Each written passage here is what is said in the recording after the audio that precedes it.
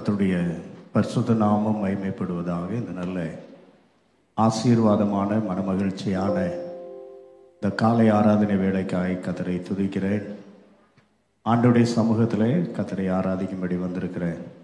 உங்களை யாவரையும் இயேசுவின் நாமத்திலே வாழ்த்துகிறேன், வரவேற்கிறேன். கர்த்தர் நம்மை நிறைவாய் ஆசீர்வதிப்பாராக. அல்லேலூயா. ஜெபமலேலியா சொல்லலாமா? ஆண்டவருடைய பெரிதான கிருபையினாலே 2025 ஆண்டின் கடந்த 5 மாதங்களை கடந்து இந்த 6வது மாதத்திலே பிரவேசிக்கிற கிருபையை கர்த்தர் நமக்கு தந்திருக்கிறார். கடந்த 5 மாதங்களிலே வந்த எல்லா சூழ்நிலைமைகளின் மத்தியிலும் நம்முடைய ஆண்டவராகிய தேவன் அவர் நம்மோடு கூட இருந்து நம்மை தாங்கி, நம்மை தப்புவித்து, நம்மை பலப்படுத்தி, நாம் விழுந்து போகாதபடி ஆண்டவராகிய தேவன் இம்மட்டும் நம்மை நிலைநிறுத்தி இருக்கிறார். அது அவருடைய சுத்த கிருபையாயிருக்கிறது. அந்த கிருபையை எண்ணினவர்கள் மட்டும் வலது கரத்தை உயர்த்தி கொஞ்ச நேரம் கர்த்தரை ஸ்தோத்திரம் பண்ணலாமா? நல்ல வாய்களை திறந்து கொஞ்ச நேரம் கர்த்தரை ஸ்தோத்திரம் பண்ணுவோம். தேவன் கொடுத்த அவருடைய மகா பெரிய கிருபைகளுக்காக, அவருடைய இரக்கங்களுக்காய் கொஞ்ச நேரம் கர்த்தரை ஸ்தோத்திரம் பண்ணலாம். நம்மை துதிக்கிறோம். ஆண்டவரே, நீ நல்லவர், நல்லவர். ஆமென். இந்த மகிமையின் ஆண்டிலே ஆண்டவராகிய தேவன் நம்முடைய வாழ்க்கையிலே அவர் நம்மை மகிமைப்படுத்தி இருக்கிற நல்ல தேவனாய் இருக்கிறார். ஒவ்வொரு மாதத்திலும் ஆண்டவராகிய தேவன் நம்மை எவ்விதமாய் மகிமைப்படுத்துகிறார் என்பதை குறித்து நாம் தொடர்ந்து தியானிக்கிறோம். கடந்த மாதத்திலே நம்முடைய வாழ்க்கையிலே தேவன் மாற்றங்களை தந்து அவர் நம்மை மகிமைப்படுத்துகிறார் என்பதை நாம் தியானிக்க கர்த்தர் உதவி செய்தார். நம்முடைய வாழ்க்கையில் இருக்கிற எல்லா சூழ்நிலைமைகளின் மத்தியிலும் என் தேவன் பெரிய மாற்றத்தை தர வல்லமையுள்ள நல்ல தேவனாயிருக்கிறார். இந்த மாதத்திலும் கூட நம்முடைய வாக்குத்தத்த வசனத்தை நாம் சேர்ந்து வாசிக்க போகிறோம். 50ஆம் சங்கீதம் 23ஆம் வசனத்தை நாம் எல்லாரும் சேர்ந்து வாசிக்கலாம். 50ஆம் சங்கீதம் 23ஆம் வசனத்தை நாம் எல்லாரும் சேர்ந்து வாசிப்போம். ஸ்தோத்திர பலியிடுகிறவன் தேவனை மகிமைப்படுத்துகிறான், தன் வழியை செவைப்படுத்துகிறவனுக்கு தேவனுடைய ரட்சிப்பை வெளிப்படுத்துவேன் என்று சொல்லுகிறார். கர்த்தருடைய நாமம் மகிமைப்படுவதாக. இந்த வேத பகுதியிலே, இந்த வசனத்திலே ஆண்டவராகிய தேவன் நேரடியாய் பேசுகிறதை போல ஒரு நல்ல வார்த்தை அமைந்திருக்கிறதை நாம் பார்க்கிறோம். அந்த வசனத்தில் விதமாய் வாசிக்கிறோம். ஸ்தோத்திர பலியிடுகிறவன் என்னை மகிமைப்படுத்துகிறான். ஸ்தோத்திர பலியிடுகிறவன் என்னை மகிமைப்படுத்துகிறான். இந்த துதி ஸ்தோத்திரம் என்பது ஒரு வல்லமையுள்ள ஆயுதமாயிருக்கிறது. நம்முடைய வாழ்க்கையிலே சாதிக்க முடியாத, சாதிக்கக்கூடாத, நம்முடைய வாழ்க்கையிலே நாம் சிக்கிக் கொள்ளுகிற எல்லா காரியங்களிலிருந்து நம்மை விடுதலை செய்கிற ஒரு பெரிய ஆயுதம் இந்த ஸ்தோத்திர பலியாயிருக்கிறது. அல்லேலூயா. அந்த வசனத்திலே வாசிக்கிறோம், ஸ்தோத்திர பலியிடுகிறவன் தேவனை மகிமைப்படுத்துகிறான், என்னை மகிமைப்படுத்துகிறான் என்று எழுதியிருக்கிறது. இந்த சங்கீதத்தை ஆசாப் என்கிறதான ஒரு அருமையான மனிதர் எழுதியிருக்கிறதை நாம் பார்க்கிறோம். இந்த ஆசாப்பை குறித்து நாம் வேதத்திலே வாசிக்கிறதான நேரத்தில் சங்கீதக்காரராகிய தாவீது கர்த்தருடைய உடன்படிக்கை பெட்டியை அங்கே ஓபேத் ஏதோமினுடைய வீட்டிலிருந்து அவர் கொண்டு வருகிற நேரத்தில் முதல் முறை அவர் தவறு செய்து விடுகிறார். கர்த்தருடைய உடன்படிக்கை பெட்டி என்று சொன்ன உடனே புதிதாக ஒரு வண்டியை கட்டி அதில் 2 மாடுகளை பூட்டி அந்த உடன்படிக்கை பெட்டியை ஓபேத் ஏதோமின் வீட்டிலிருந்து கொண்டு வருகிறார். அந்த கர்த்தருடைய பெட்டி ஏதோம் வீட்டில் இருந்ததான நேரத்தில் கர்த்தர் அந்த மனிதனை ஆசீர்வதித்தார். அந்த மனிதனுடைய வாழ்க்கையில ஒரு பெரிய ஆசீர்வாதம் உண்டாயிற்று. இதை பார்த்த பொழுது தாவீது நினைக்கிறார், இந்த பெட்டியை நிச்சயமாக எருசலேமுக்கு கொண்டு வர வேண்டும், கர்த்தருடைய உடன்படிக்கை பெட்டி கர்த்தருடைய வீட்டில் இருக்க வேண்டும் என்று சொல்லி அந்த தாவீது அதற்கான முயற்சிகளை எடுத்து உடன்படிக்கை பெட்டியை கொண்டு வரும்படியாய் அவர் வண்டியிலே கொண்டு வருகிறார். வேத புஸ்தகத்திலே நாம் பார்க்கும் பொழுது நம்முடைய தேவன் ஒழுங்கின் தேவனாய் இருக்கிறார். எத்தனை பேர் ஆமேன்னு சொல்றீங்க? நம்முடைய தேவன் என்ன தேவனாய் இருக்கிறார்? ஒழுங்கின் தேவனாயிருக்கிறார். எல்லா காரியங்களையும் அவர் ஒழுங்கும் கிரமமுமாய் செய்கிற நல்ல தேவனாயிருக்கிறார். ஒழுக்கத்தின் தேவன் நம்முடைய தேவன். நம்முடைய தேவன் தாறுமாறுகளின் தேவன் அல்லவே அல்ல. இந்த உலகம் தாறுமாறுகள் நிறைந்த உலகமாயிருக்கிறது. இந்த உலகம் கேடுபாடுகள் நிறைந்த உலகமாயிருக்கிறது. ஆனால் நீங்களும் நானும் ஆராதிக்கிற தேவனோ ஒழுங்குகளின் தேவனாகவும் ஒழுக்கத்தின் தேவனுமாயிருக்கிறார் என்று எத்தனை பேர் விசுவாசிக்கிறீர்கள்? என் தேவன் ஒழுக்கத்தை அவர் எதிர்பார்க்கிறவராயிருக்கிறார். இந்த உடன்படிக்கை பெட்டியானது ஆசாரியர்களால் சுமக்கப்பட வேண்டுமே தவிர இந்த உடன்படிக்கை பெட்டி வண்டியிலே கொண்டு வரப்படக்கூடாது. அப்படி இந்த உடன்படிக்கை பெட்டியில என்ன இருக்கிறது என்று நாம் வேதத்திலே பார்க்கும் பொழுது, அந்த உடன்படிக்கை பெட்டிக்குள்ளே மன்னா வைக்கப்பட்ட பொற்பாத்திரம் இருந்தது. அந்த உடன்படிக்கை பெட்டிக்குள்ளே ஆரோனுடைய தளிர்த்த கோல் இருந்தது. அந்த உடன்படிக்கை பெட்டிக்குள்ளே ஆண்டவராகிய தேவன் எழுதி கொடுத்ததான 10 கற்பனைகள் அடங்கிய 2 கற்பலகைகள் இருக்கிறது. இந்த உடன்படிக்கை பெட்டி என்பது நம்முடைய உள்ளான மனிதனை வெளிப்படுத்துகிறதாய் காணப்படுகிறது. ஆண்டவராகிய தேவன் ஆவியானவர் மூலமாய் அப்போஸ்தலனாகிய பவுலை கொண்டு விதமாய் எழுதுகிறார், நீங்கள் தேவனுடைய ஆலயமாயிருக்கிறீர்கள்.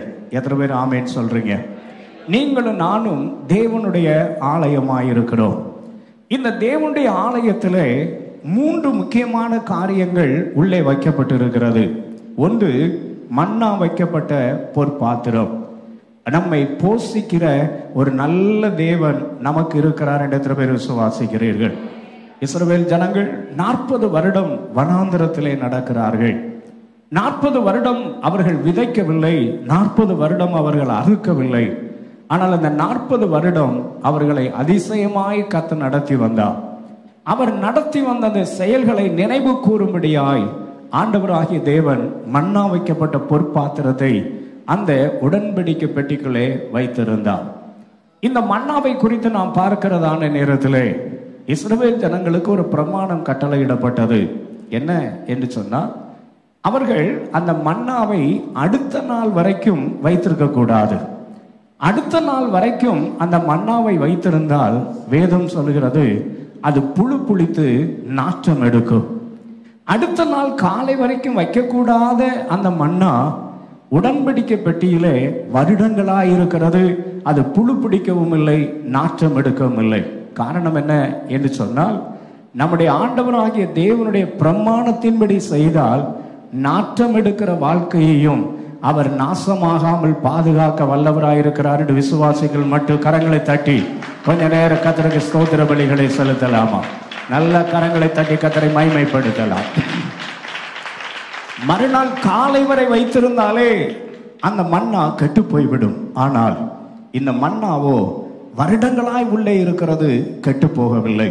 நம்முடைய வாழ்க்கையிலே அவருடைய பிரமாணத்தின்படி நாம் எதை செய்கிறோமோ நம்மை கெட்டு போகாமல் காக்க என் தேவன் வல்லவராயிருக்கிறார். நம்மை போஷிப்பிக்க வல்லவராயிருக்கிறார். இன்னும் அது எதை நமக்கு நினைப்பூட்டுகிறது என்று சொன்னால், ஆண்டவர் சொன்னார், நாளைய தினத்தை குறித்து கவலைப்படாதிருங்கள். பக்கத்தில் பார்த்து சொல்லுங்க, நாளைய தினத்தை குறித்து கவலைப்படாதிருங்கள். நிறைய பேருக்கு நாளைய குறித்து கவலை. காரணம் என்னன்னா, படிக்கிற பிள்ளைகளுக்கு 1.5 மாதம் ஜாலியாக இருந்தாச்சு, இனி நாளைக்கு ஸ்கூலுக்கு போகணும், பெரிய கவலை. ஆஹா, காலையிலே எழும்பணும், இத்தனை நாள் வரைக்கும் 11 மணி வரைக்கும் நல்லா குரட்டை விட்டு தூங்கிட்டோம், இனி இப்போ காலையிலே எழும்பணுமே, ஒரு பெரிய கவலை. அம்மா அப்பா மாருக்கு இப்போ பெரிய கவலை. இது வரைக்கும் காலையில் பிரேக்ஃபாஸ்ட் செஞ்சோமோ இல்லையோ, அல்லது பிரேக்கை ஃபாஸ்ட் பண்ணி அதை பிரேக் பண்ணமோ தெரியலையோ, இனி என்ன செய்யணும்? காலையிலே எழும்பி சமைச்சு சோத்தை கட்டி அனுப்பணும், டை கட்டணும், ஷூ போடணும். ராத்திரி வந்து கலத்தி போட்ட ஷூ எங்கே கிடக்குன்னு தெரியாது, 1.5 மாதத்தில் இனி தேடி கண்டுபிடிக்கணும், பெரிய கவலை நாளைய தினத்தை குறித்து. இன்னும் சில பேருக்கு பார்த்தீங்கன்னா நாளைக்கு ஃபீஸ் கட்டணும், பெரிய காரியம், நிறைய கவலை. ஆனால் ஆண்டவர் சொல்றாரு, நாளை தினத்தை குறித்து என்ன செய்யாத, கவலைப்படாத. அதுக்காக இன்னைக்கு சேர்த்து வச்சா அது புழு புளிச்சிடும். வேதம் சொல்லுகிறது, உங்கள் பொக்கிஷங்களை பரலோகத்திலே சேர்த்து வையுங்கள். உங்க வாழ்க்கையில என்ன நடக்க வேண்டுமோ எல்லாவற்றையும் நேர்த்தியாய் நடத்துகிற சர்வ வல்லமையுள்ள தேவனை நாம் ஆராதிக்கிறோம். எத்தனை பேர் ஆமேன் சொல்றீங்க? அவர் செய்கிற காரியம் அதிசயமாயிருக்கும். ஆண்டவர் சொன்னார், உன்னை அதிசயங்களை காண பண்ணுவேன். இந்த அதிசயங்களை காண பண்ணுவேன் என்பது என்றைக்கோ ஒரு நாள் அல்ல, அனுதினமும் நாம் அதை அனுபவிக்கிறவர்களாய் இருக்க வேண்டும். பக்கத்துல பார்த்து சொல்லுங்க, தேவனுடைய அதிசயங்களை அனுதினமும் அனுபவிக்க வேண்டும். ஒவ்வொரு நாளும் கர்த்தருடைய அதிசயங்களை நாம் அனுபவிக்க வேண்டும். நம்முடைய தேவன் அதிசயமானவர். அவர் அதிசயமான கர்த்தராயிருக்கிறார். ஒவ்வொரு நாளும் உங்களை அதிசயமாய் நடத்துவார். என் தேவனை போல நல்ல தேவன் ஒருவரும் இல்லவே இல்லை. அவர் அதிசயங்களை காண பண்ணுகிற தேவன். எனவே நாளைய தினத்தை குறித்து நாம் கவலைப்பட வேண்டிய அவசியம் இல்லை. வேதம் சொல்லுகிறது, அந்தந்த நாளுக்கு அதன் பாடு போதும். ஒரு நாள் பாடுபடுறதே பெரிய பிரச்சனை. இதுல எதுக்கு ஒரு வருஷத்துக்குள்ள பாடைய அனுபவிக்கிற? எதுக்கு போட்டு வீணா மண்டைய குழப்புற? மண்டை சூடாகி தோத்துறோம். சில பேர் மண்டையை பிச்சுக்கிட்டு தோத்துறோம். சில பேரை பார்த்தீங்கன்னா சொல்றாங்க, பைத்தியம் பிடிக்கிறது போல இருக்கிறது. பிடிக்கிறதுக்கு முன்னால இயேசுவை பிடிச்சுக்கோ, உனக்கு பிடிக்காது. எத்தனை பேர் ஏன் கூட இருக்கிறீங்க?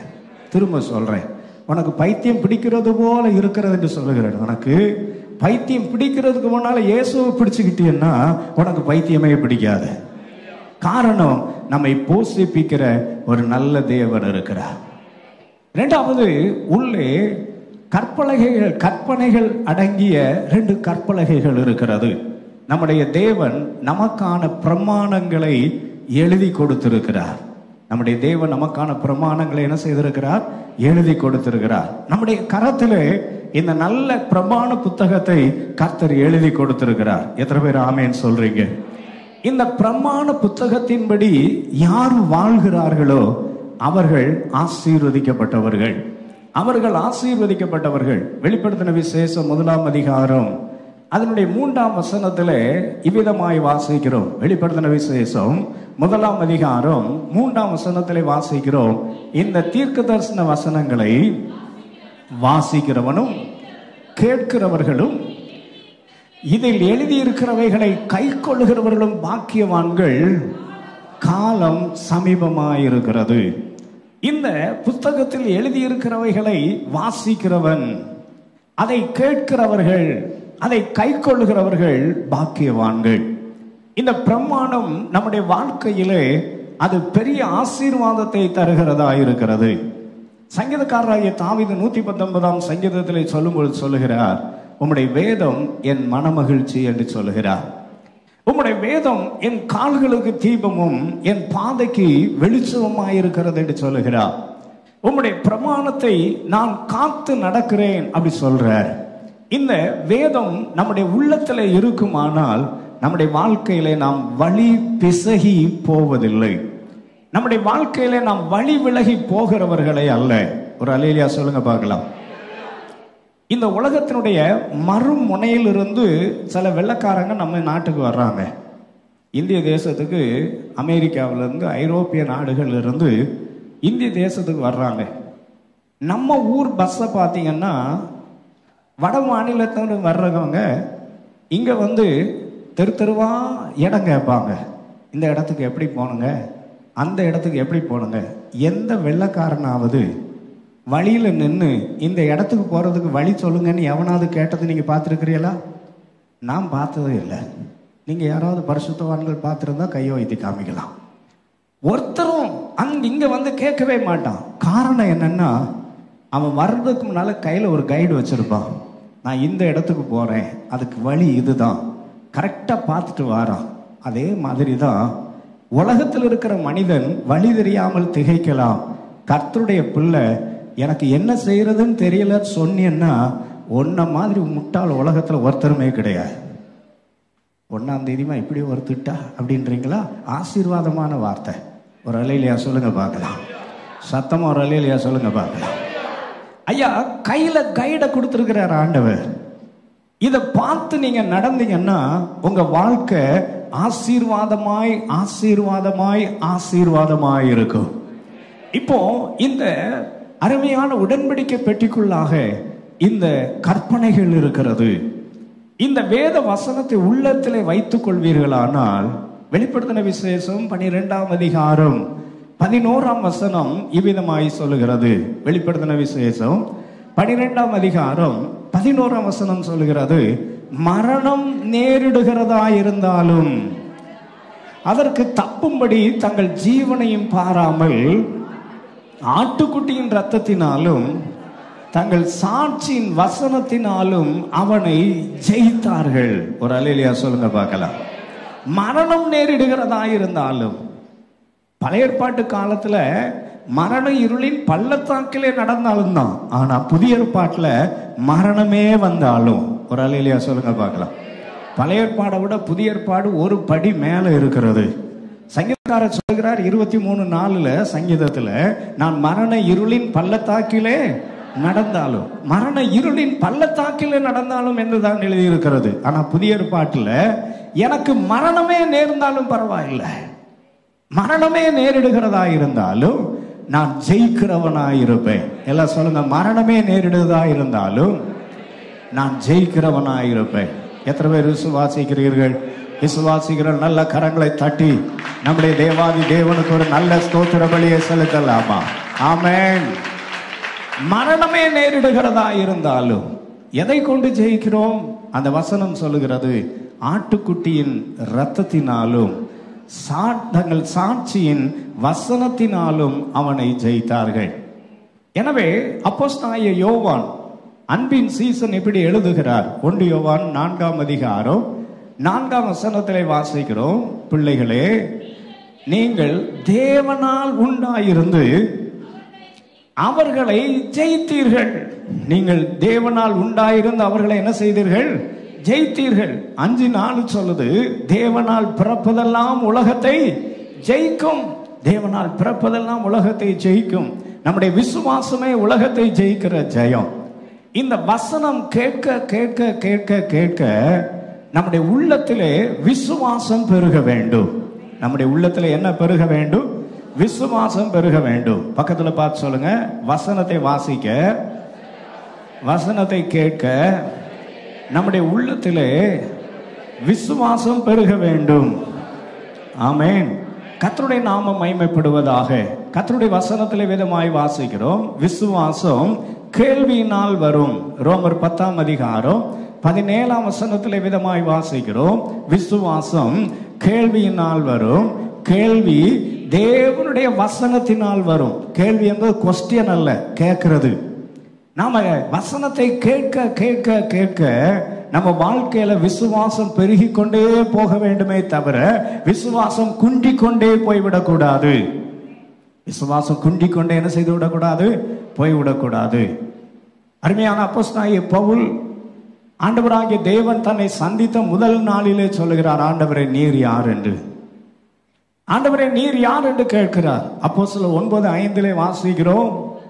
அதற்கு அவன், ஆண்டவரே நீர் யார் என்று கேட்கிறார். அதே அப்போஸ்தலனாகிய பவுல் தன்னுடைய கடைசி பகுதியிலே, தன்னுடைய கடைசி நிருபமாகிய தீமோத்தேயுக்கு எழுதின 2ஆம் நிருபம் 1ஆம் அதிகாரம் 12ஆம் வசனத்திலே சொல்லுகிறார், நான் விசுவாசித்திருக்கிறவர் இன்னார் என்று அறிந்திருக்கிறேன். விசுவாச பாதையிலே முதலாவது நாம் ஆராதிக்கிற தேவன் இன்னார் என்று நாம் அறியாமல் இருக்கலாம். ஆனால் காலங்கள் போக போக போக நாம் ஆராதிக்கிற தேவன் இன்னார் என்பதை நாம் அறிந்து கொள்ள வேண்டும். அதுக்கு தான் இந்த பிரமாணம் நம்முடைய கையிலே கொடுக்கப்பட்டு இருக்கிறது. அல்லேலூயா. இந்த பிரமாணம் நம்முடைய கையிலே, இந்த வேத புஸ்தகம் நம்முடைய கையிலே இருக்கும் பொழுது நாம் ஒரு நாளும் இடறி விழுவதும் இல்லை, தவறி போவதும் இல்லை.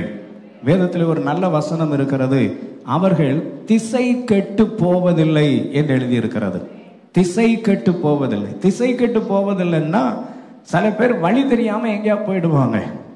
வழி தெரியாம எங்கேயா போயிடுவாங்க. ஒரு ஐயா பேய் விரட்ட போனார். பேய் விரட்ட போன இடத்துல என்ன பிரச்சனையோ தெரியல, வழியை மறந்துட்டார். நம்ம ஊருக்காரர் தான், தோத்துறோம், வழியை மறந்துட்டார். பார்த்தீங்கன்னு சொன்னா அவர் வீடு வடக்க இருக்கிறது, அவர் பார்த்தா தெக்க போய் நிற்கிறாரு, எங்க போறதுன்னு தெரியல. திசை கெட்டு போனார்கள். நிறைய பேர் வாழ்க்கை திசை கெட்டு போயிருக்கிறது. நீங்க இந்த வேதத்தை வாசித்து நேசித்து அதன்படி நடக்க ஒப்பு கொடுத்தால் அவர்கள் திசை கெட்டு போவதில்லை. ஒருபோதும் அவர்கள் என்ன போவதில்லை? திசை கெட்டு போவதில்லை. அப்போஸ்தலனாகிய பவுல் எழுதும்போது சொல்றார், கப்பல் வழியிலே அலசடிப்படுகிறதான காற்றிலே மாட்டிக்கொண்டது. இப்ப அவங்களுக்கு எங்க போறோம்னு தெரியல. கடைசியில அந்த படகு போய் ஒரு இடத்துல போய் நின்று கொண்ட பிறகு தான் கண்டுபிடிக்கிறாங்க, இது இப்படிப்பட்ட ஒரு தீவாக இருக்கிறது என்று. அப்படி அல்ல. கர்த்தரை நேசிக்கிற வேதத்தின்படி வாழுகிற தேவ பிள்ளைகளை கர்த்தர் ஒருபோதும் திசை கெட்டு போக பண்ணுகிற தேவன் அல்லவே அல்ல. பிரமாணம் இங்கே எழுதப்பட்டிருக்கிறது. எத்தனை பேர் ஆமேன்னு சொல்றீங்க? உற்சாகம் ஒரு அல்லேலூயா சொல்லலாமா? கர்த்தருடைய நாமம் மகிமைப்படுவதாக. பிரமாணத்தை கர்த்தர் எழுதி வைத்திருக்கிறார்.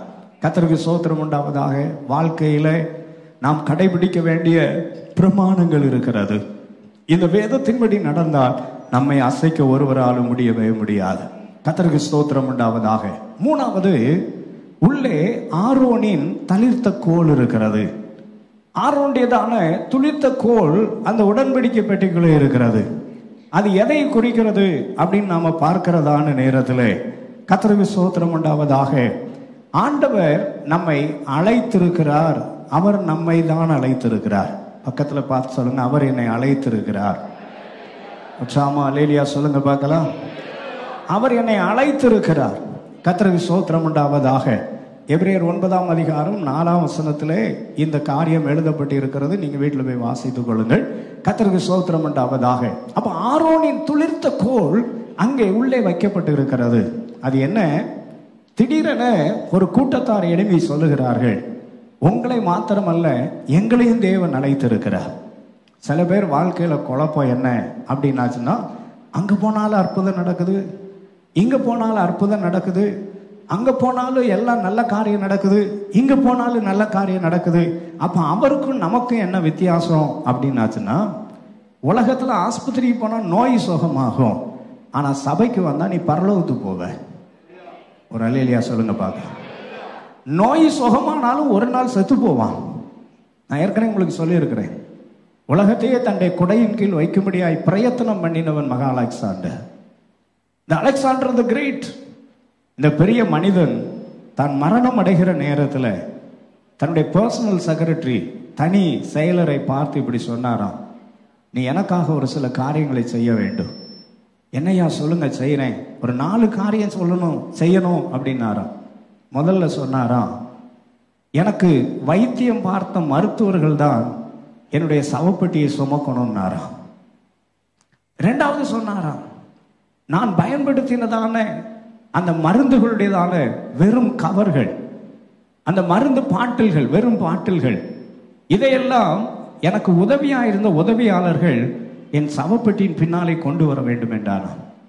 3வது சொன்னாரா, எனக்காக நான் சம்பாத்தியம் பண்ணின எல்லா பொருட்களையும் என்னுடைய சவப்பெட்டி ஊர்வலம் போகிற 2 பக்கமும் வைக்கணும்னாராம். கடைசியா சொன்னாரா, அந்த பெட்டியினுடைய 2 பக்கம் துவாரத்தை போட்டு என் 2 கையை வெளியே தொங்க விடணும்னாராம். எல்லாத்தையும் அமைதியாக கேட்டுட்டு செயலாளர் கேட்டாலங்க, ஏங்க இப்படி செய்யணும்னு சொன்னாரா, எந்த வைத்தியனாலும் மரணத்தை நிறுத்த முடியாது, எந்த மருந்துகளாலும் உன்னை பூரண சுகப்படுத்த முடியாது, நீ சம்பாதித்த எந்த பொருளும் உன் கூட வராது, நீ போகும்போது வெறுங்கையாதான் போவ, இதை உணர்த்துறது தான் இந்த நாளையும் செய்யணும்னாரா. அவருக்கு செத்த பிறகுதான் ஞானம் வந்திருக்கு. நமக்கு இப்பவுமே ஞானம் வந்துருச்சுன்னு சொல்றவங்ககிட்ட ஒரு ஆமேன்னு சொல்லுங்க பார்க்கலாம். வரல போல தெரியுது. எத்தனை பேருக்கு உண்மையா இந்த ஞானம் வந்திருக்கிறது? ஐயா, நாம சம்பாதித்த எதுவும் நம்ம கூட வராது. ஆனால் கர்த்தருடைய வேதம் எப்படி சொல்லுகிறது? வெளிப்படுத்தல் 14:13 வாசிக்கிறோம், பின்பு பரலோகத்திலிருந்து ஒரு சத்தம் உண்டாக கேட்டேன், அது கர்த்தருக்குள் மரிக்கிறவர்கள் இது முதல் பாக்கியவான்கள் என்று எழுத, அவர்கள் தங்கள் பிரயாசங்களை விட்டு ஒளிந்து இளைப்பாறுவார்கள், அவருடைய கிரியைகள் அவர்களோட கூட போ, ஆவியானவரும் ஆம் என்று திருவள்ளுவம் பற்றுகிறார் என்று சொல்லிட்டு, நம்முடைய கிரியைகள் நம்மோடு கூட வரும். எனவே தான் வெளிப்படுதல் 22:12 சொல்லுகிறார், இதோ சீக்கிரமாய் வருகிறேன், அவனுடைய கிரியைகளின்படி அவனுக்கு நான் அளிக்கும் பலன் என்னோடு கூட வருகிறது. ஆரோனின் துளித்த கோல் என்னத்தை சொல்லுகிறது என்றால், நீங்கள் விசேஷமானவர்கள்.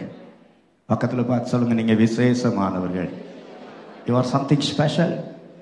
நீங்கள் ஆண்டவருடைய சமூகத்திலே ரொம்ப விசேஷமானவர்கள்.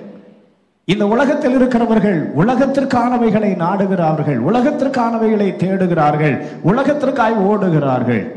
நாமோ மறுமைக்கானவைகளை யோசிக்கிறவர்களாய், சிந்திக்கிறவர்களாய், அதற்கென்று நாம் பிரயாசப்படுகிறவர்களாய் இருக்கிறோம். இந்த உடன்படிக்கை பெட்டியை அவர்கள் சுமக்க வேண்டும். நம்முடைய வாழ்க்கையில ஒவ்வொரு நாளும் இந்த 3 காரியங்களை நாம் சுமக்க வேண்டும். வேற யாரையோ சுமக்க விட்டுறக்கூடாது. பக்கத்தில் பார்த்து சொல்லுங்களேன், இந்த உடன்படிக்கை பெட்டியை சுமக்கிறதுக்கு வாடகை கார் பிடிச்சிடக்கூடாது, வாடகை ஆளை பிடிச்சிடக்கூடாது. சில பேரை பார்த்தீங்கன்னா பரவாயில்ல, ஒரு ஆளுக்கு கூலி தானே, நீ இதை பின்னால் என்ன செஞ்சுட்டு வா, சுமந்துட்டு வா. யாருக்கும் அல்ல, நாம் சுமக்க வேண்டும். இந்த தாவீது இதை அறியாமல் அவர் அதை அங்கே கர்த்தருடைய பெட்டியை வண்டியில் மேல் கொண்டு போன நேரத்தில் வேதமே விதமாய் சொல்லுகிறது, கர்த்தருடைய பெட்டி அங்கே திடீரென அந்த மாடு மிரண்ட பொழுது அசைந்தது. வழி நடத்தி கொண்டு போன ஊசாய் கை நீட்டி கர்த்தருடைய பெட்டியை தொட்டார், அவன் செத்து போனான். உடன்படிக்கை பெட்டி இருந்த ஓபேத் ஏதோமின் வீட்டை ஆண்டவர் ஆசீர்வதித்தார். அங்கேதான் இருக்கிறது. அந்த உள்ளே இருக்கிற பெட்டி அவனை அடிக்கவில்லை. பிரமாணத்தை மீறின பொழுது தண்டனை வருகிறது. பிரமாணம் உனக்குள்ளே இருக்கிற வரைக்கும் தண்டனை கிடையாது, பிரமாணத்தை மீறினால் தண்டனை. எத்தனை பேர் நான் சொல்றது புரியுதோ தெரியல.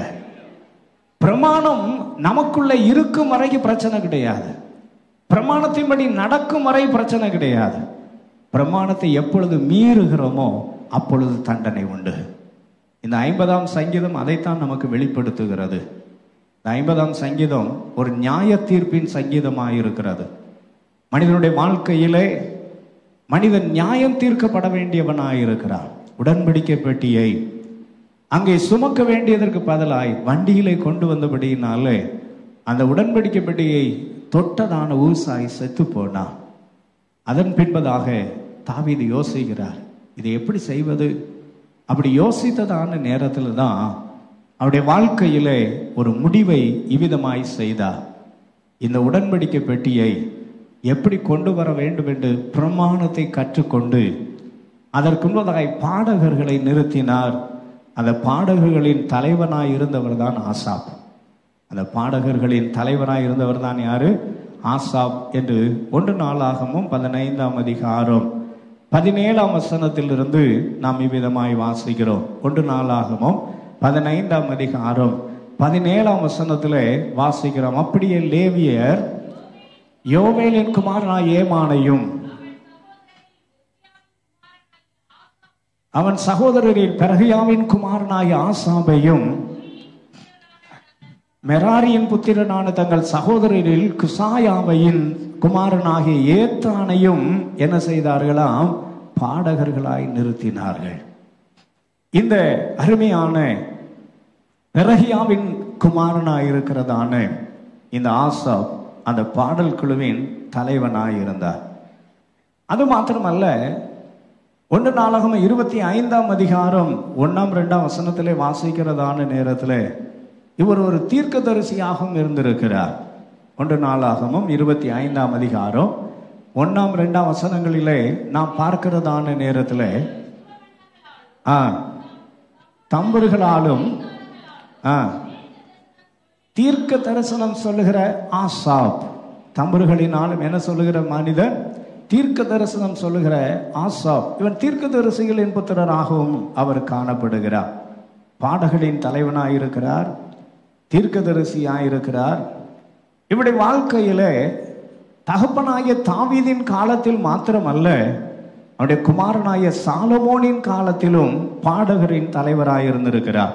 2 நாளாகமம் 5ஆம் அதிகாரம் 12ஆம் வசனத்திலே நான் வாசிக்கிறதான நேரத்தில் 2 நாளாகமும் 5ஆம் அதிகாரம் 12ஆம் வசனத்திலே வாசிக்கும் பொழுது ஆசாப்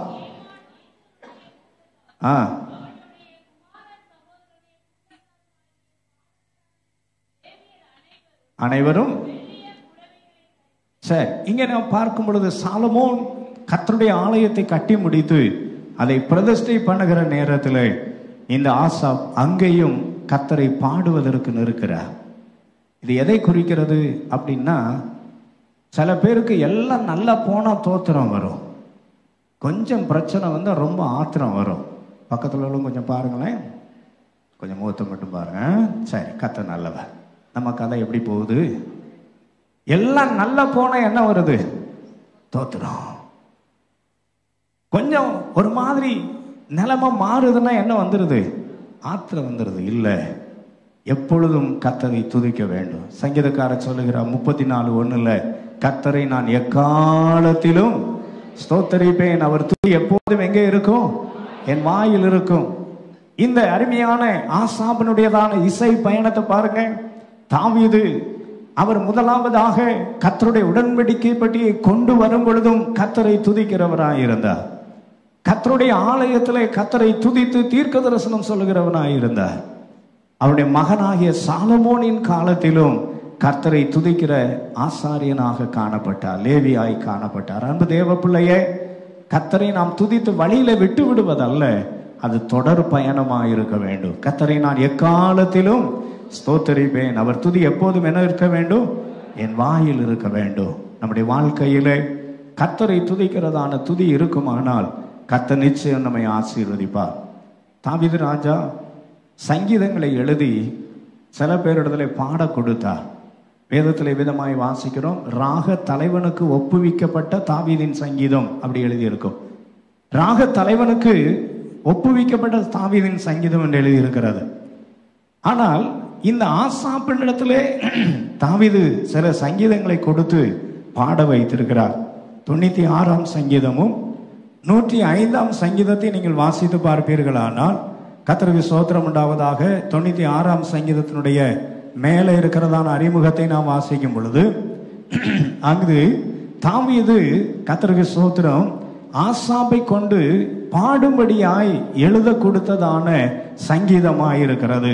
அதே போல 105ஆம் சங்கீதமும் ஆசா பாடினதான சங்கீதமாயிருக்கிறது. தாவீது அதை எழுதி கொடுத்து ஆசா பாடும்படியாய் அதை அனுமதித்தார். அதே நேரத்தில் கர்த்தருக்கு ஸ்தோத்திரம் உண்டாவதாக அவர் எழுதினதான சங்கீதங்களை நாம் பார்க்கிறதான நேரத்தில் 12 சங்கீதங்களை எழுதி இருக்கிறார்.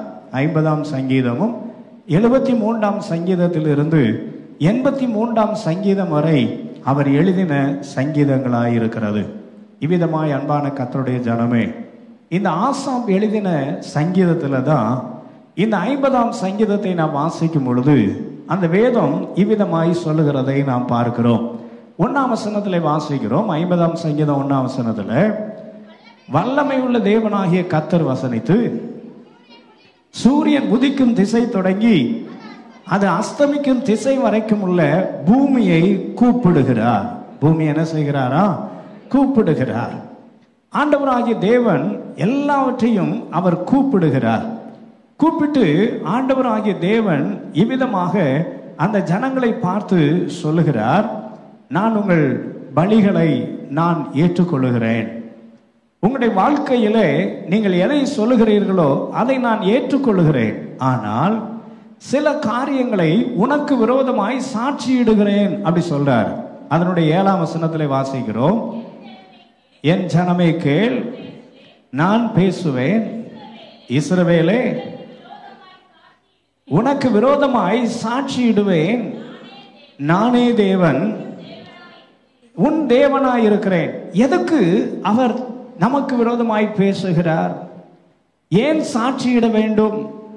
கீழே நான் வாசிக்கிற நேரத்தில், நீ ஆபத்து காலத்துல என்னை நோக்கி கூப்பிடுவதற்கு பதிலாக யாரையோ கூப்பிட்டு இருக்கிற, பிரச்சனை நேரத்துல என்னை பார்ப்பதற்கு பதிலாக யாரையோ பார்த்துட்டு இருக்கிற. உங்க வாழ்க்கையில எந்த பிரச்சனை ஆனாலும் அவரை நோக்கி பார்த்தால் கர்த்தர் விடுதலை தருவார். அதனுடைய 14ஆம் 15ஆம் வசனத்தில் ஆண்டவராகிய தேவன் விதமாய் சொல்லுகிறார், நீ தேவனுக்கு ஸ்தோத்திர பலியிட்டு உன்னதமானவருக்கு உன் பொருத்தனைகளை செலுத்தி ஆபத்து காலத்தில் என்னை நோக்கி கூப்பிடு, நான் உன்னை விடுவிப்பேன், நீ என்ன செய்வாய். ஆண்டவர் சொல்லும் போது சொல்லுகிறார், எப்பா உனக்கு ஆபத்து வர நேரத்தில் நீ யாரையோ பார்க்கிற, உன்னிடத்துல எனக்கு ஒரு வழக்கு இருக்கிறது, உன்னிடத்துல எனக்கு ஒரு நியாய தீர்ப்பு உண்டாக்க வேண்டி இருக்கிறது.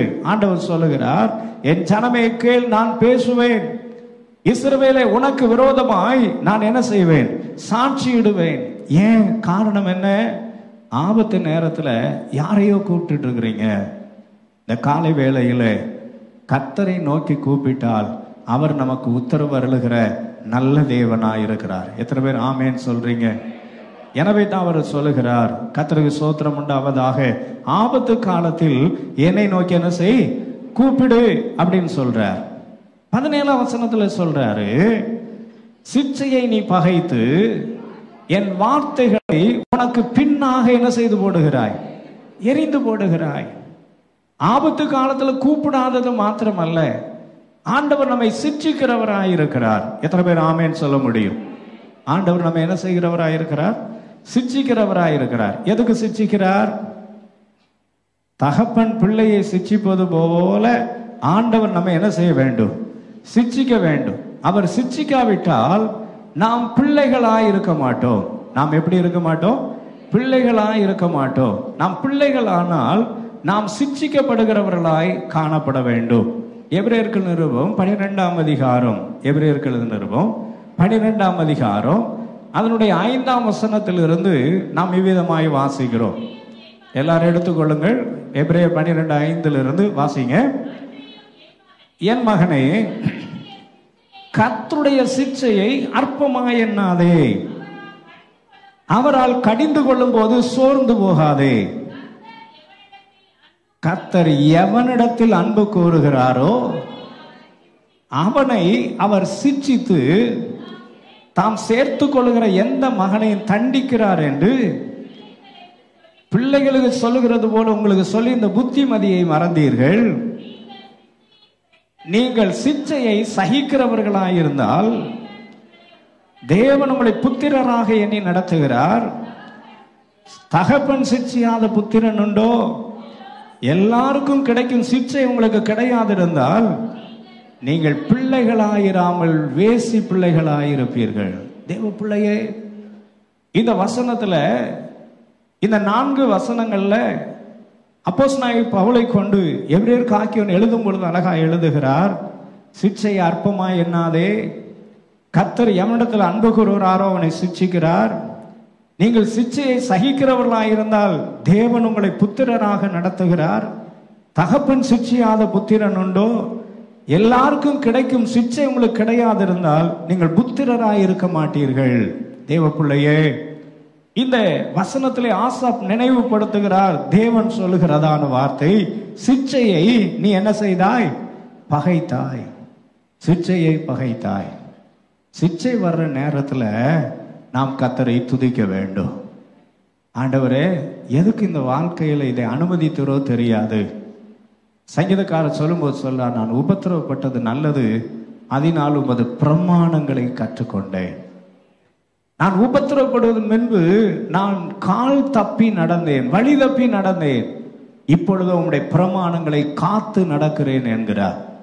ஏன் ஆண்டவர் அடிக்கிறாரு? நம்மளை கொல்றதுக்கு இல்ல, நம்மளை உருவாக்குவதற்கு. பக்கத்துல பார்த்து சொல்லுங்க, தேவனுடைய சிட்சை நம்மை உருவாக்குவதற்கு தான். ஆண்டவர் நம்மை உருவாக்குகிறார். எனவே இந்த ஆசாப் இந்த நியாய தீர்ப்புகளை எல்லாம் சொல்லி முடித்து விட்டு ஆண்டவராகிய தேவன் சொல்லுகிறார், ஸ்தோத்திர பலியிடுகிறவன் என்னை மகிமைப்படுத்துகிறான். ஸ்தோத்திர பலியிடுகிறவன் என்னை மகிமைப்படுத்துகிறான். எப்படி மகிமைப்படுத்துகிறான்? எனக்கு எந்த ஆபத்து வந்தாலும் என் தேவனை நோக்கி பார்ப்பேன். என் வாழ்க்கையில ஆண்டவர் அனுமதிக்கிற எந்த சூழ்நிலைமை ஆனாலும் நான் அவரை மகிமைப்படுத்துவேன். இந்த புதிய மாதத்துல நாம் ஒரு தீர்மானம் எடுப்போம். ஆண்டவரே, எனக்கு வருகிற எல்லா சூழ்நிலைமையிலும் உண்மையை நோக்கி நான் பார்ப்பேன். என் வாழ்க்கையில நீங்கள் அனுமதிக்கிற எல்லா சிட்சையை நான் அற்பமாய் எண்ணாமல் அதை ஆனந்தமாய் ஏற்றுக்கொள்ளுவேன். காரணம், நான் உம்முடைய பிள்ளை. எனவே ஆண்டவருடைய சமூகத்தில் நம்மை நாம் அர்ப்பணிப்போம். நம்மை ஆண்டவராகிய தேவன் நிறைவாய் ஆசீர்வதிப்பாராக. எல்லா எளிமை நுட்பமும் கொஞ்ச நேரம் நாம் ஆண்டவரை நோக்கி பார்க்கலாம். இது நல்ல காலை வேளையில் ஆண்டவராகிய தேவன் தம்முடைய பிரமாணங்களை நம்முடைய உள்ளத்திலே வைத்திருக்கிறார். நம்மை போஷிப்பிக்கிற, நம்முடைய அழைப்பை உறுதிப்படுத்துகிற, நம்முடைய வாழ்க்கையிலே நம்முடைய பிரமாணங்களை நமக்குள்ளே வைத்திருக்கிற ஒரு நல்ல தேவன் நம்மோடு கூட இருக்கிறார். ஆண்டவர் நம்மோடு கூட பேசுகிற வழக்கு. அவர் சொல்லுகிறார், ஆபத்து வரும்போது என்ன மறந்துட்ட, அந்த நேரத்தில் நீ ஸ்தோத்திர பலியிடு. பிரச்சனை நேரத்தில் நல்லா உட்கார்ந்து ஸ்தோத்திரம் பண்ணு, உன் பிரச்சனை எல்லாம் தீர்ந்து போயிடும், உன் பிரச்சனை எல்லாம் மாறி போய்விடும். துதியினாலே பெரிய கிருபையை நாம் பெற்றுக்கொள்ள முடியும்.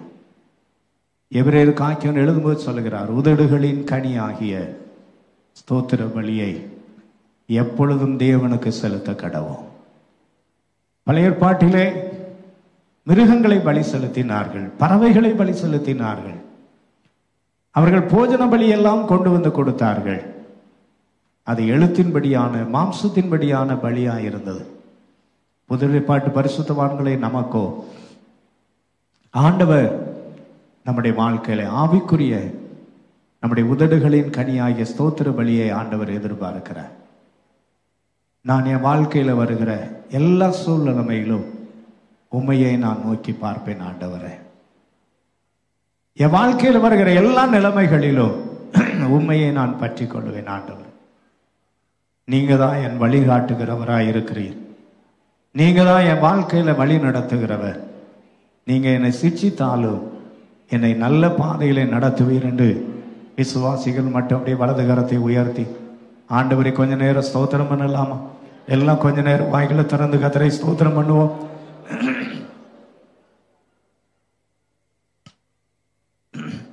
ஹல்லேலூயா.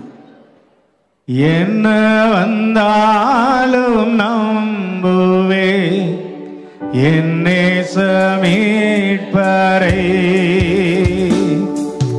யார் கைவிட்டாலும் பின் செல்வே எனது இயேசுவை. அகல ஆல உயரமா எவ்வளவு அன்பு கொண்டா, என்ன துன்பங்கள் வந்தாலும் அவர் என்னை கைவிட மாட்டார். என்ன துன்பங்கள் வந்தாலும் அவர் என்னை கைவிட மாட்டார். காக்கும் வல்ல மீட்பர் உண்டனக்கு, உண்டனக்கு, உண்டனக்கு. காக்கும் வல்ல மீட்பர் உண்டனக்கு, காத்திடுவார் என்றுமே, காத்திடுவார் என்றுமே. தொல்லை கஷ்டங்கள் சூழ்ந்திடும், துன்பம் துக்கம் வரும், இன்பத்தில் துன்பம் நேரிடும், இருளாய் தோன்றும் எங்கும். சோதனை வரும் வேளையில் சொற்கேட்கும் செவியிலே, பாரத்திலிருந்து ஜெயம் வரும், பரன் என்னை காக்க வல்லோ. பாரத்திலிருந்து ஜெயம் வரும், பரன் என்னை காக்க வல்லோ. காக்கும் வல்ல மீட்பர், எல்லாரும் சொல்லலாமா? காத்திடுவார்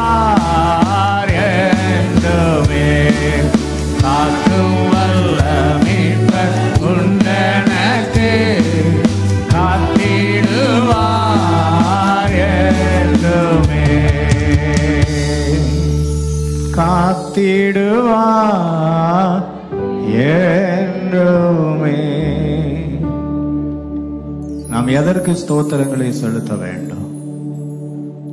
பாடகனாகிய ஆசாபின் வாழ்க்கையில் தேவன் சொன்ன வார்த்தையை அவர் சொல்லி இருக்கிறார். ஆபத்துல நாம் யாரை தேடுகிறோம்? நம்முடைய வாழ்க்கையில சிச்சையின் மத்தியிலே சோர்ந்து போய் விடுகிறோமா? ஆபத்து நேரத்தில் ஸ்தோத்திரம் பண்ணா அவர் நம்மை விடுவிப்பார். நாம் அவரை மகிமைப்படுத்த முடியும். தேவனுடைய சிச்சை வருகிற நேரத்தில் அதை நாம் கெட்டு போவதற்கு அல்ல, நம்முடைய வாழ்க்கையில நாம் இன்னும் முன்னேறுவதற்கு, நாம் இன்னும் அவருடைய அன்பை உணர்வதற்கு, அதற்கு தான் கர்த்தர் நம்மை சிட்சிக்கிறார். இந்த புதிய மாதத்துல எல்லா சூழ்நிலைமையிலும் நான் உம்மை துதிப்பேன் ஆண்டவரே. சங்கீதக்காரரோடு சேர்ந்து சொல்லலாமா? கர்த்தரை நான் எக்காலத்தில் ஸ்தோத்தரிப்பேன். எல்லாம் சொல்லுங்களேன், கர்த்தரை நான் எக்காலத்தில் ஸ்தோத்தரிப்பேன். அவர் துதி எப்போதும் என் வாயில் இருக்கும். இன்னொரு விஷயம் சொல்லுங்க, கர்த்தரை நான் எக்காலத்தில் ஸ்தோத்தரிப்பேன். அவர் துதி என் வாயில் இருக்கும். அன்பின் தகப்பனே, நம்முடைய கரத்தில் எங்களை அர்ப்பணிக்கிறோம். துதியினால் நாங்கள் ஜெயம் பெறத்தக்கதாய், என்னுடைய வாழ்க்கையில வருகிற ஆபத்திலே உண்மையை நோக்கி பார்க்கும்படியாய், சிச்சையின் மத்தியிலே சோர்ந்து போகாதபடி நாங்கள் நிமிர்ந்து நிற்க எங்களுக்கு பலனும் கிருபையும் தரும்படியாய் ஜெபிக்கிறோம். இந்த புதிய மாதத்திலே நம்முடைய சமூகத்தில் இந்த அதிகாலை வேளையிலே நாடி வந்து நம்முடைய பிள்ளைகளை ஆசீர்வதிக்கிறோம். கர்த்தாவே, நேரலையில் எங்களோடு இணைந்திருக்கிற பிள்ளைகளை ஆசீர்வதிக்கிறோம். இந்த புதிய மாதத்தில் எங்கள் பட்டணத்தை ஆசீர்வதிக்கிறோம். எங்களுடைய கர்த்தாவே, தூத்துக்குடி மாவட்டத்தை ஆசீர்வதிக்கிறோம். தமிழ்நாட்டை ஆசீர்வதிக்கிறோம். பரந்த இந்திய தேசத்தை ஆசீர்வதிக்கிறோம். நாமத்தில் இந்த புதிய மாதம் ஆசீர்வதிக்கப்பட்ட மாதமாக இருக்கும்படி நம்முடைய ஆசீர்வாதங்களின் நன்மைகளையும் நாங்கள் பிரகடனப்படுத்துகிறோம். கிருபை உங்களோடு கூட இருக்கட்டும். நாங்கள் ஒவ்வொரு நாளும் துதித்து மகிமை மேல் மகிமை அடைய இரக்கமும் கிருபையும் தரும்படி ஒப்புக் கொடுக்கிறோம். வழி நடத்துங்க, இயேசு கிறிஸ்துவின் இன்ப நாமத்தில் பிதாவே, ஆமென். என் ஆத்துமாவே என் முழு உள்ளமே பரிசுத்த நாமத்தை ஸ்தோத்திரி. என் ஆத்துமாவே கர்த்தரை ஸ்தோத்திரி. கர்த்தர் செய்த சகல உபகாரங்களை மறவாதே. ஆமென். நம்முடைய கர்த்தராகிய இயேசு கிறிஸ்துவினுடைய கிருபையும் பிதாவாகிய தேவனுடைய அன்பும் பரிசுத்த ஆவியானவருடைய அந்யோன்ய ஐக்கியமும் ஆசீர்வாதமும் சமாதான கிருபை நன்மையும் நம் அனைவரோடும் இன்றும் என்றும் சதா காலங்களிலும் இருப்பதாக. ஆமென், ஆமென். ஹல்லேலூயா. எல்லாரும் ஸ்தோத்திரம்.